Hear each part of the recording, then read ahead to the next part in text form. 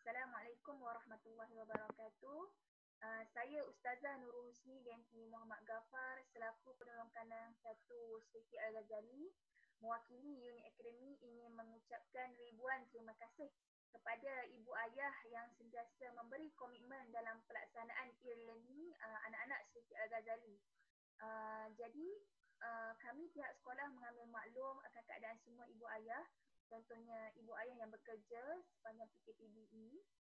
Namun kami di pihak Siti Al-Ghazali perlu meneruskan penilaian akhir tahun 2020 ini kerana telah pun diselaraskan di peringkat Siti Negeri Selangor.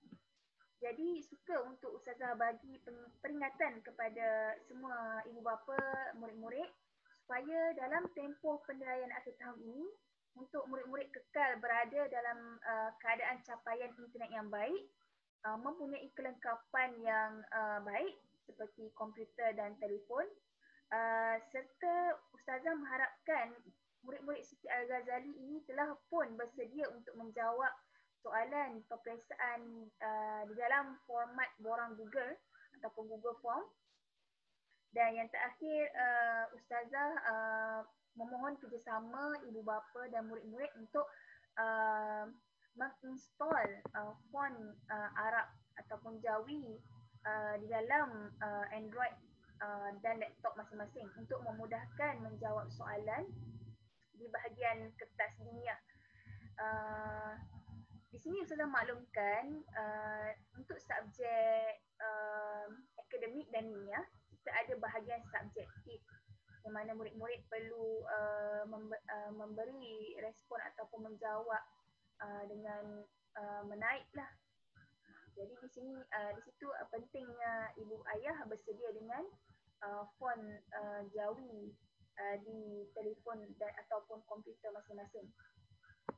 Baik, seterusnya Ustazah ada beberapa perkara penting untuk disentuh mengenai peperiksaan penilaian akhir tahun 2020. Pertama, tarikh pelaksanaan penilaian akhir tahun 2020 seperti yang kita maklum. Penilaian akan bermula pada 30 November sehingga 15 Disember 2020. Manakala masa menjawab penilaian adalah bermula dari jam 10 pagi sehingga 10 malam. Di sini bermaksud para pelajar hanya boleh mula menjawab soalan yang diberi melalui link yang diberi hanya bermula pada pukul 10 pagi sehingga 10 malam sahaja. Dan yang ketiga, durasi masa murid menjawab setiap link subjek adalah selama 2 jam. Sebagai contoh, pelajar A mula menjawab ataupun mula klik link soalan pada pukul 10 pagi. Jadi pelajar A tersebut mempunyai masa selama 2 jam untuk menjawab dan menyiapkan tugasan sehinggalah pada pukul 12 tengah hari. 2 jam masa ataupun durasi yang diperuntukkan untuk setiap kali murid menjawab soalan menerusi link yang diberi. Suka untuk saya ingatkan segala urusan teknikal ini telah pun disetting oleh tim IT ataupun tim teknikal Siti Negeri Selangor. Jadi kami memohon maaf atas segala kesulitan yang dihadapi oleh ibu bapa dan pelajar dan kami berharap jika ada perkara yang kami boleh bantu ataupun di-adjust kemudian hari, kami akan maklum kemudian.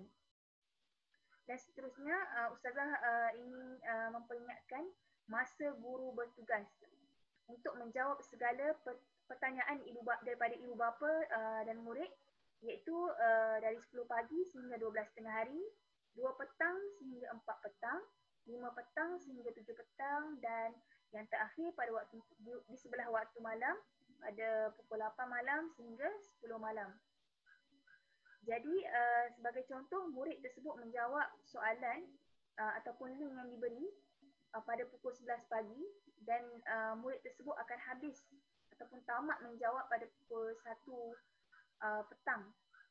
Jadi di antara tempoh pukul 12 tengah hari sehingga 2 petang tersebut bergantung atas budi bicara guru untuk menjawab segala pertanyaan murid tersebut.